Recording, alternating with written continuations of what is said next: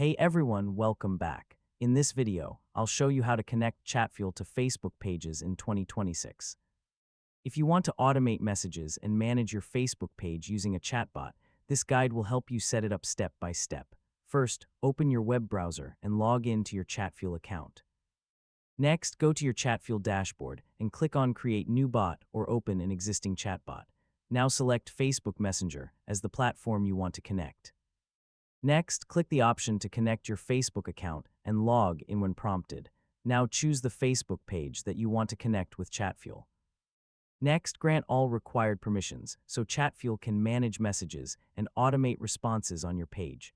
Now wait a few moments while the connection is being set up. Next, confirm that your Facebook page appears as connected inside your Chatfuel dashboard.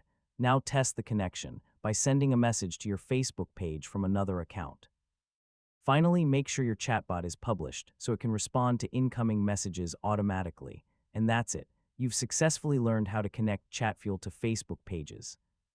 Your page is now ready to handle automated messaging and chatbot responses. And don't forget to like, share, and subscribe for more helpful tutorials.